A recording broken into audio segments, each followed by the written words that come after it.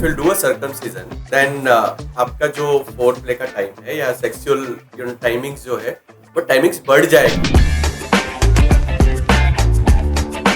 कोई भी medical paper में या जर्नल में ऐसा प्रूवन स्टडीज नहीं है,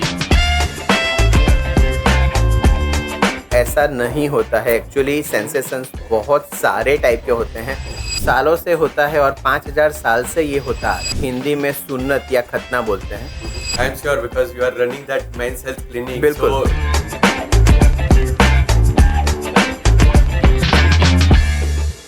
आज हम ऐसे एक बात करने वाले हैं जिसके बारे में मिस वैसे देखने जाओ तो बहुत चर्चित टॉपिक है, विच इज कॉल्ड सर्कमसीजन। अभी सर्कमसीजन क्या होता है, क्यों करवाना होता है, उसके साइड इफेक्ट्स क्या होते हैं, ये सब जानकारी ऑब्वियसली एक आम इंसान like me we need to know, and for that we have with us doctor Ashutosh Shah. He is a board certified plastic and cosmetic surgeon. He had done a lot of surgeries and he's been working in this particular field from last 20 years. And बहुत सारे लोगों की life उन्होंने संवारी हुई है। तो हम ज़्यादा वेट नहीं करते हुए, ज़्यादा टाइम बिगाड़ते नहीं हुए, हम सीधा बात करेंगे डॉक्टर आशुतोष शाह से और जानेंगे यार ये सर्कमसिजन होता क्या है, क्यों करवाते ये सब कुछ, क्या सही में करवाना चाहिए भी या नहीं करवाना चाहिए, क्योंकि बहुत सारी जगह पे तो करते हैं, क्यों करते हैं। Let's talk with him. Doctor Ashutosh sir. Hi audience. तो सर ये जो सर्कमसिजन की बात चल रही है, तो ये सर्कमसिजन होता क्या है एग्जैक्टली? सर्कमसिजन जिसको हम हिंदी में सुन्नत या खतना बोलते हैं, और वो सबसे वर्ल्ड की अगर बोला जाए तो सबसे प्लान्ड सर्जरी अगर पहली है तो वो सर्कमसिजन है।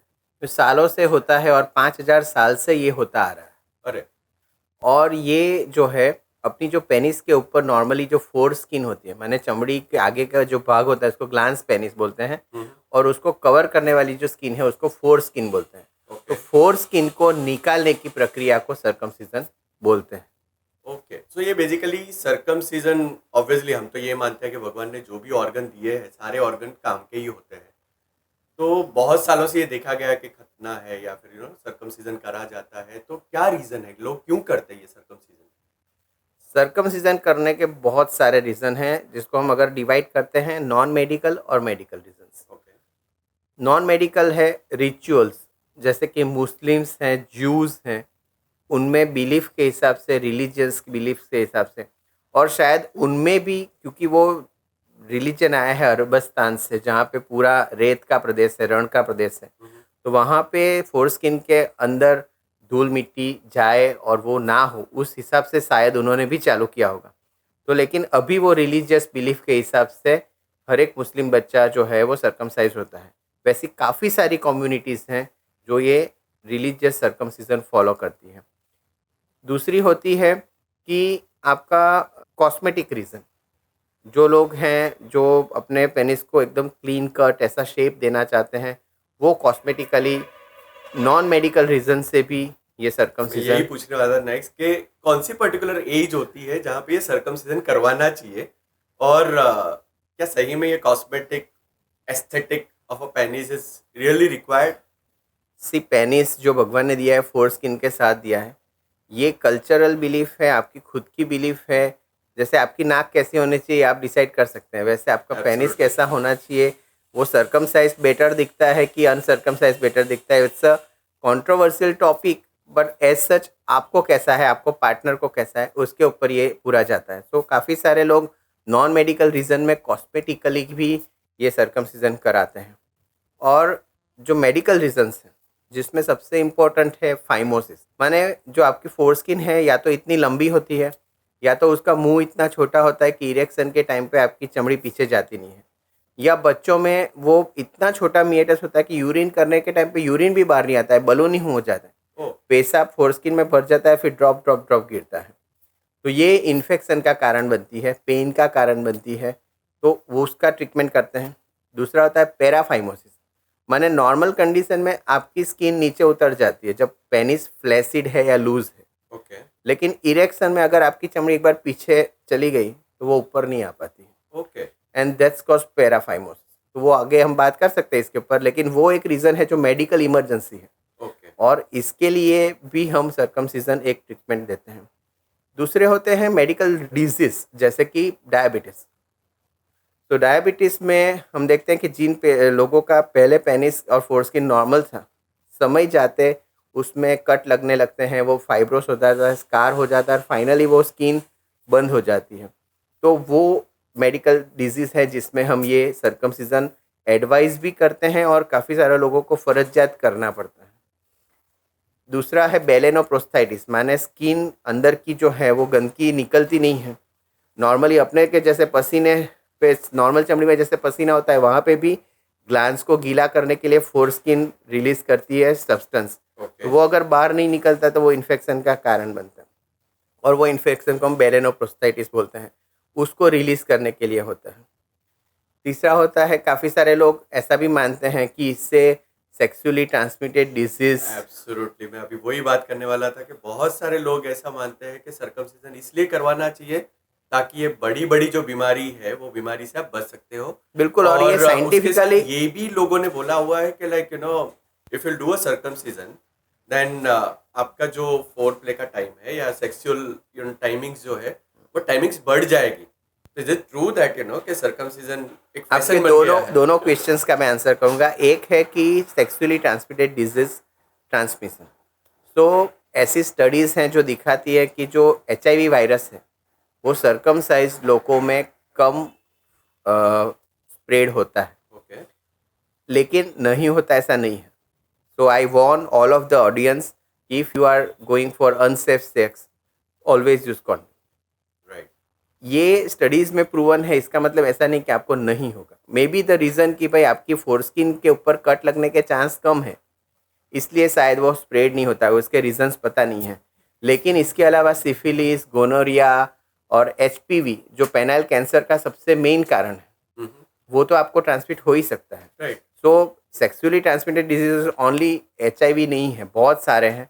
राइट सो वो रीज़न आप नहीं गिन सकते या उसके लिए आप सर्कमसिजन को प्रमोट नहीं कर सकते। ओके और दूसरा आपने जो बताया कि वो है कि लोग मानते हैं कि फोर प्ले और जो सेक्सुअल प्लेजर का टाइमिंग वो बढ़ जाता है। पार्शियली सही है, कोई भी मेडिकल पेपर में या जर्नल में ऐसा प्रूवन स्टडीज़ नहीं है। ओके लेकिन हाँ, पर्सनल एक्सपीरियंस से आप समझते हैं कि आपकी फोरस्किन और ग्लैंड्स बहुत ही सेंसिटिव एरिया है, उसमें बहुत सारे नर्व एंडिंग्स होते हैं। इसीलिए कन्फ्यूज़न है ना कि सर्कमसिजन कराए या नहीं कराए। हाँ वही है मिस, अगर अगर आप जैसे बता रहे हो कि उसके अंदर नर्व्स है और ये सब है, बहुत जो सारी sensation लाता नर्व्स है, एंडिंग होती है जो सेक्सुअल प्लेजर में काम करती हैं। As a male if I do a circumcision तो ये भी तो हो सकता है कि मेरी सेंसेशन चली जाए, मुझे वो मजा ही नहीं आए जो बेसिकली नॉर्मल जो भगवान ने ऑर्गन दिया है उसको मैं बिल्कुल, सर्कमसाइज कर दूं। ऐसा नहीं होता है। एक्चुअली सेंसेशंस बहुत सारे टाइप के होते हैं और इसकी वजह से जो सेंसेशन आते हैं वो थोड़े से रिड्यूस होते हैं। ऐसा आप मेडिकली माने कि भाई हाँ, मेरा ये ऑर्गन निकल गया तो सेंस निकल गई, लेकिन बाकी का पेनिस है तो उससे सेक्सुअल प्लेजर कभी कम नहीं होता है। मैंने अगर आपने सर्कमसिजन करवा लिया तो आपका सेक्सुअल प्लेजर कम हो गया, ऐसा नहीं होता है। और हमने आज तक बहुत सारे किए, कोई भी पेशेंट ने ऐसा कंप्लेंट भी नहीं किया है। राइट लेकिन आपका ग्लैंड्स जब कवर्ड होता है तो उसकी म्यूकोसा की, जो अगर हम माइक्रोबायोलॉजी में जाए तो एपिथेलियम जो होती है वो ग्लैंड टाइप की होती है, और जब वो सर्कमसिजन में खुल जाता है तो वो पेनिस अपने अंडरवेयर के साथ घिस घिस के उसकी म्यूकोसा, पहले अगर गाल की म्यूकोसा है ऐसी होती है, और फिर वो घिस घिस के बाहर की स्किन की म्यूकोसा है, स्किन की जो एपिथेलियम है उस टाइप की हो जाती है।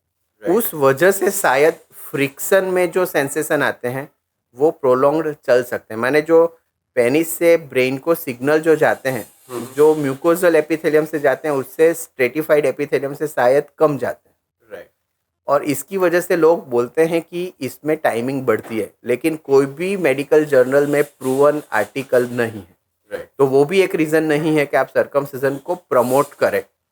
तो सर्कमसिजन करना वो पर्सनल चॉइस है, या फोर्सफुली आपको मेडिकल रीज़न से करना पड़ सकता है।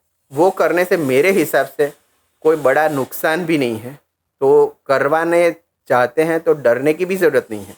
लेकिन करवाने का ऐसा बहुत कोई मेडिकल एडवांटेज आप समझ लो कि भाई टाइमिंग बढ़ गया उसलिए मैं कराऊं, वैसा Okay. नहीं होता। राइट राइट हाँ, और प्री मैच्योर इजेकुलेशन वाले पेशेंट्स को फायदा देखा भी गया है, लेकिन वो पर्सनल रीजन पे है, वो प्रूवन नहीं है. I am sure because you are running that men's health clinic, बिल्कुल. so you must be getting that kind of patients So also. in men's health clinic, premature ejaculation, we are getting these patients.